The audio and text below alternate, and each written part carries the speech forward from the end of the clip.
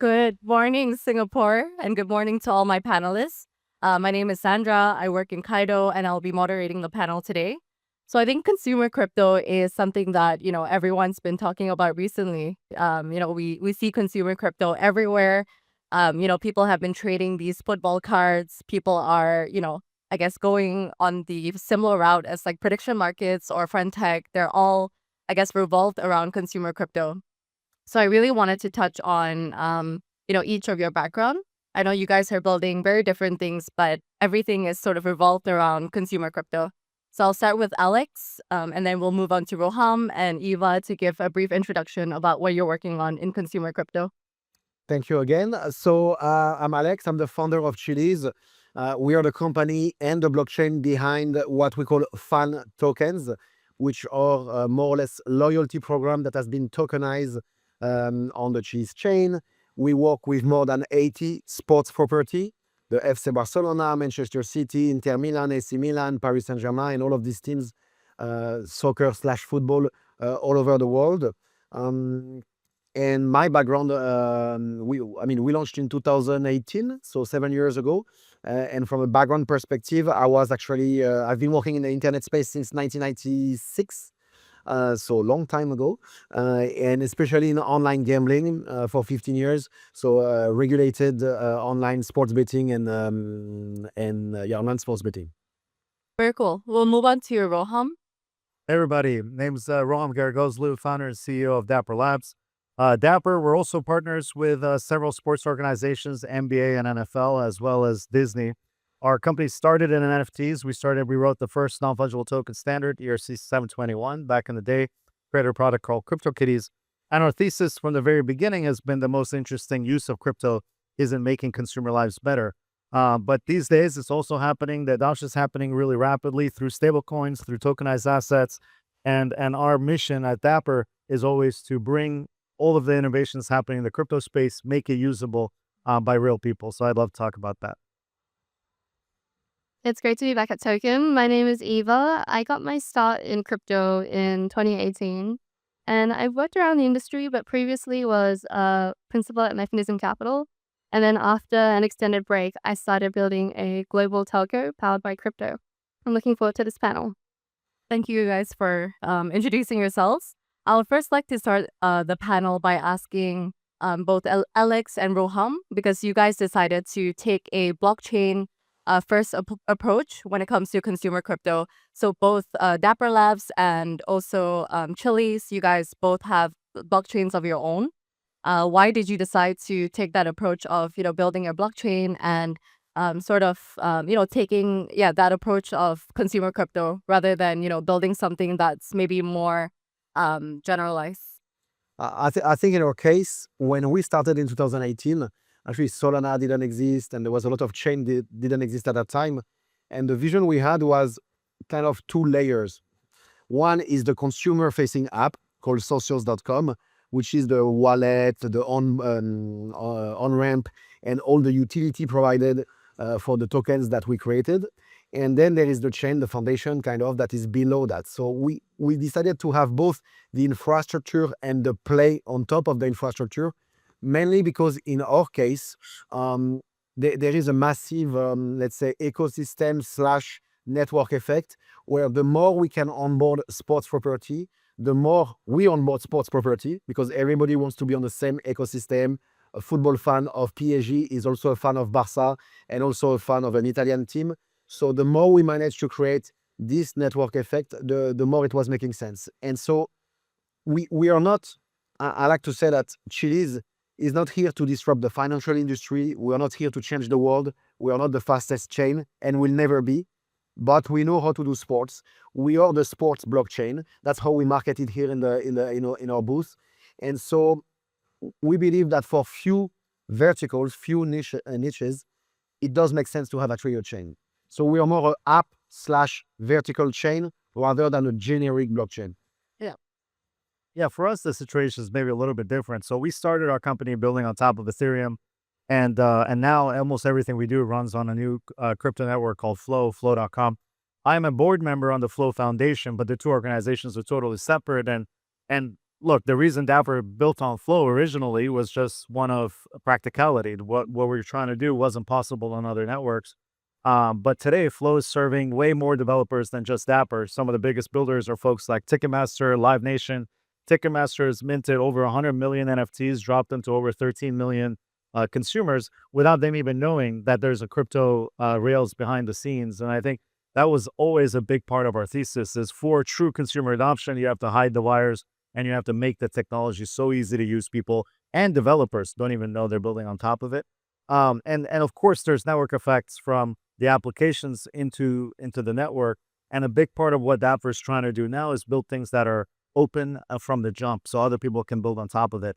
We brought back our own IPs around CryptoKitties. We have a virtual influencer called Michaela, and everything we do is saying, hey, this is a demonstration of the kinds of products you can build on top of Flow, including in DeFi. And I would say, from our perspective, maybe it's the Silicon Valley guy in me, but we are here to change the world. I think the technology can enable new products and services that completely change the economics, the business relationship between creator, consumer, between bank and borrower, whatever it might be. And especially with the latest boom in stablecoins, tokenized assets, a lot of people for the first time are realizing the value of open programmability, of composability, things that maybe they didn't necessarily understand as much when we were just talking about them in the context of games and entertainment. So I think there's infinite potential in how real consumers' lives are going to change, and that's what we've all been about. But to do that, you need a network where you can actually build experiences that feel seamless and trustworthy to consumers. Yep. I think one of the most important things for consumer crypto is distribution and sort of network effects, right? As you guys mentioned, throughout building blockchains. I think in crypto as well, like a lot of the apps that did really well nailed the distribution effects initially. But then I think after you see token incentives running out or, token price like tanking, then people kind of run away from, what you're building because they're like, oh, is this really a product that I want to use, like after the network effects or after the initial distribution layer is gone? So how do you like balance between, distribution and sort of the underlying product of what you're building? Maybe we can start with, yeah. Well, I mean, that's the biggest challenge, at least in our industry, when you're a consumer-facing product, is how do you balance traders or crypto enthusiasts and users? And even though at some point these users are going to be merged, or this type of users are going to be merged, we do have people who are buying tokens to trade them, and we do have people who are buying tokens to use them or to use the utility of these tokens. And that's a different need. That's a different profile. You need to build tools that fit both narrative. Of course, the priority is the utility. That's what we created. In the case of fan tokens, for example, when you own a token of Paris Saint-Germain or Juventus or Barcelona, you can vote on decision of the club. So you vote on chain about what color is going to be the jersey next season. You can earn VIP tickets because we have boxes everywhere, etc., etc. But ironically, when you own a token of a team, you're going to hold it. You're going to stake it, actually. Now you need to stake your fan token. And then you have the traders who wants to make money, who it goes up, goes down. And there is, we always, especially at the beginning, we had a bad PR at some point because yes, the token goes up because it's hype and it's crypto and that's how it works. And then it goes down, down, down, down, down at some point. And there is an argument that those fans or end user lost money. Well, the answer is no, because they still own the exact same utility and they still own the token in their wallet, custodian or not, and they own that utility forever. So we need to educate. The biggest issue for us at the beginning was how to educate media about what we are doing and that what we are building is a long-term vision rather than just a short-term hype based out of price. Yeah, I think this is a question that the whole industry is still trying to find an answer for. To my team, I kind of talk about it as this virality that's inherent with token incentives. It's almost like kind of nuclear material. You can use it to build a bomb, or you can potentially try to harness it to build a self-sustaining reactor. And I don't think we figured out the right formula there. but we've run some of the biggest products for the longest duration. And, we've been through multiple market cycles. And the most important thing is just to keep building, know who your end customer is, try to differentiate between the customer and the speculator, but don't ignore the speculator because they're who brings that kind of like viral energy in the first place. And I think that, the next generation of token incentive products are also going to have much more mature and thoughtfully designed ways to acquire the token and thoughtfully designed ways to basically get rid of the token. What are the sources and the sinks? And I think we're trying to learn as much as possible from everything we've learned in game economies to say, well, when it comes to fungible tokens, because that's one thing that Dapper never touched in our history because of the regulatory pressure from the United States. But now that it's very clear, hey, meme tokens are just collectibles, and even L1 and L2 tokens have different regulatory treatment. I think you're going to see people experiment with token incentives in ways that are much more advanced than just say, hey, here's an airdrop, kind of do whatever you want with it.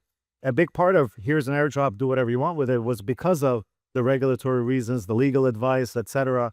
Hey, this is, don't make any promises of utility, etc. And so now that the pressures are in a different direction, we can talk about how do we create long-term sustainable economies that are funded with these sort of mechanisms that basically give the value that's created back to the user that creates it. That's the key part, is all of us, while we're participating in all these social networks and all these communities, we're creating value, but we're typically not getting paid for that value. That value is getting soaked up by those digital middlemen. How can token incentives be a sustainable part, not just of bootstrapping user acquisition, but continued value transfer in any sort of peer-to-peer network? Yeah, Sandra, I think that's a really nuanced question. I feel like in crypto, virality and distribution is really the strongest and most potent way to get virality in crypto is actually just selling this idea of profit. And if you're selling an idea of profit, you're basically renting attention from people who are not going to stick around. It works spectacularly well in the short term, but when the music stops, you're left stranded. So I think I think virality is a really great distribution hack. But what's really important and what a lot of companies miss is that who you go viral with. If you're going viral with crypto traders and retail traders who just want to turn a profit, the moment they can make money somewhere else or you stop giving them profit, they're gone. So you definitely need substance, and you want to go viral with your users that would be around even if the crypto wasn't there. Yeah, I think I wanted to double down on Roham's point. You mentioned, building long-term communities, building long-term like creators or users that can really, be with you even when your token price goes down, even when things are going wrong with your ecosystems, your blockchains. I think it's really important to find people and communities like that. And I think, once you, give them a sense of like belonging within your community, they might be more aligned with what you're building, right? So I think for you guys, like, how do you think about communities and building cultures in, the respective apps or respective blockchains that you're building? Well, I think the most important thing is to recognize, hey, why are people coming to your app other than farming a token or getting the airdrop? And for us, when we're building games, this mostly starts with, why is this thing fun? And if we're creating more of like a financial product, then it's, okay, what's the sustainable value creation here? Am I trying to get it, make it really easy for people to come in and access crypto for the first time? Am I trying to make it really easy for people to come in and learn what meme coins are, do their first few trades? Or am I trying to make it really easy for them to sort of access the profit potential of DeFi, but in a way that sort of protects them, introduces them to new primitives in the right way? So it's got to start with sort of what's the value I'm trying to offer and who's the customer I'm trying to offer it to.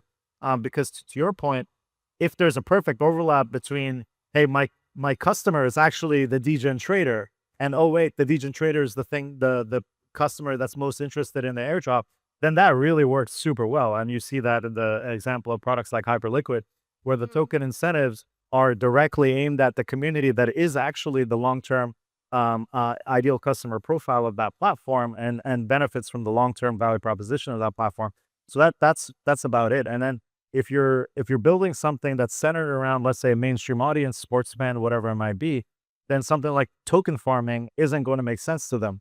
But this concept of cash back or accruing rewards or earning points, exchanging those points for future benefits, or even in your case, using the currency itself, that's what potentially makes sense. And so I think for us, it always starts with, okay, who's the customer? What's the core value prop? And especially now with tens of millions of users over the next 6 months, 12 months, 18 months are going to get their first crypto wallets in the context of their stable coins, in the context of real world assets, in the context of they're hearing their banks and their credit unions and everyone from Fidelity to Citadel to BlackRock kind of getting into this crypto thing, and they're asking themselves, well, okay, how do I become part of this? And our next series of products are about letting those people basically have a home where they can get introduced to the economy for the first time and then earn benefits as they go through it. But it's very important to kind of make sure those incentives are acquiring you the right kind of user, because that's all it is. It's marketing spend. And sometimes you want to rent that attention For sure. because that's what marketing is, right? And then you got the attention, you got the press, you sort of, and hopefully that sort of washes over to bring mainstream audience in, but it doesn't always work that way. Yeah, you need distribution. Otherwise, you're dead on arrival, basically. No. I think one thing that's really important about consumer crypto is user experience and how you sort of onboard users to your platform or onboard users to use your application, right? So how do you guys think about, what's the best way to design a user onboarding flow that appeals to both mainstream audience and also crypto native people, right? Because I think like crypto native audiences, they like things that are more complex. They like things that are more, crypto native. But on the other hand, that's like mainstream audiences likes things that are simple.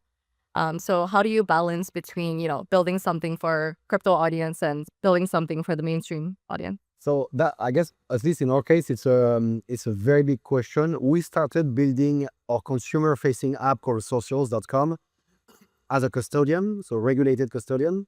And we were actually the first European company to have PayPal, to be able to buy crypto through PayPal. And when we started our app, there was no mention of the word blockchain or crypto. It was really like, hey, you can buy this token of Teams, you can vote, you can earn tickets, you can do all of this cool stuff, but we were not a crypto app. We were a fan engagement app. That's how we started. But by doing that, we were not able to attract crypto native, which are the big wallet and the non-custodial transaction, etc., etc. So more recently, we actually changed into non-custodial wallets. Everything we are doing because the technology allows us to really have a smoother experience. We still do the onboarding or the on-ramping from a fiat perspective with a regulated product that we do either ourselves or with partners. But we really try to offer everything in a very smooth and not having bad words in that way. Because yes, at least in Europe, US is not a market for us for now. But in Europe, when you use crypto and you use blockchain, it was like scary words. And in Europe, we've been educated that crypto is evil, that's a scam, and everything goes to zero. So we had to actually fight against that and fight even more when you work with legacy brands that are football teams. When you work with Barcelona, you work with a brand that is 125 years old. So you have much more challenges. When you work with CryptoKitties, you own your IP. You actually can be more creative, and that's great. And that's one of the biggest challenge we had, is to convince these major brands that what we were doing with their brand is legit. And that was at that time, one of our biggest challenges. Yeah, look, I think I agree with that. And for me, I think of it as two separate extremes. If you're serving crypto natives, it's got to be backwards compatible with all the other wallets and AVM infrastructure that exists. So Flow is fully AVM equivalent, and you can build apps on Flow where someone can show up with MetaMask and it looks like just like another L2, switch the network, etc. But if you're building for the next wave of entrants, then that makes no sense whatsoever. Yeah. And so what you have to do is abstract all of it away, hide the wires completely, and ask yourself, okay, well, what's the core value prop I'm offering, and how do I make that an immersive experience?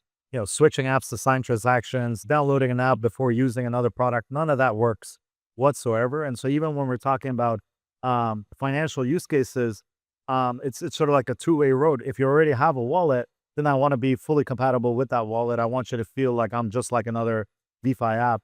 But if you don't have a wallet, then I want to hide all of that complexity, create a wallet for you on the back end, have credit card rails, ACH on-ramps, recovery, whatever it might be, and sort of make it feel like a product that gives you the benefits of Web3, but doesn't require you to get a PhD in sort of how all this stuff works behind the scenes. Nobody knows how TCP/IP or packet switching works. Everyone uses it every day. And so it's about how to hide that, I remember when I first got my first smartphone, there were so many app developers, so many different products that were showing, hey, what's possible when you use a phone as more than just a communication device. At that time, there were also lots of games that showed, hey, this can be a consumer entertainment device, not just a telephone. But all of that world changed once Apple brought that sort of consistency to the user experience.